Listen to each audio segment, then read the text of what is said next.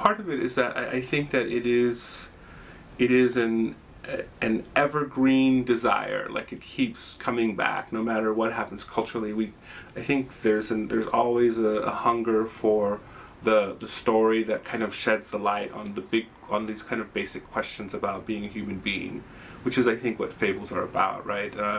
I think in particular, one of the things that I love with Fables is that they often have a conciseness to them that I really enjoy, like that they represent this really concentrated knowledge.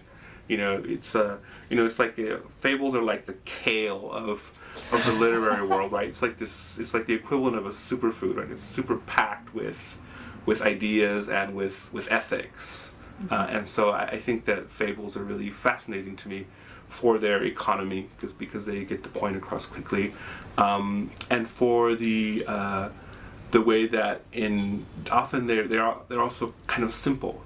Like, it's a simple narrative that's happening. It'll often just be one or two characters, and the action is rather straightforward, just a few characters with rather straightforward action, but with very deep implications. I remember being a little kid and hearing the story about, what was it, the ants and the grasshopper, right? And that the ants would be slaving away all year, putting away food for the winter, blah, blah, blah, doing things that ants can't help but do.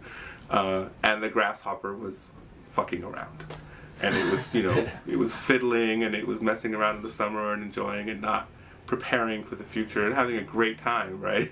And of course, at the end of the fable, there's, the grasshopper very tragically in the winter, it doesn't have food stored away, and it ends up dying because it wasn't ready. And, it's a very simple thing. Like, a 6-year-old can understand the basic idea, but the implications are ones that, as an adult, I can still chew over that fable and think there's a lot there. Like, it's really packed.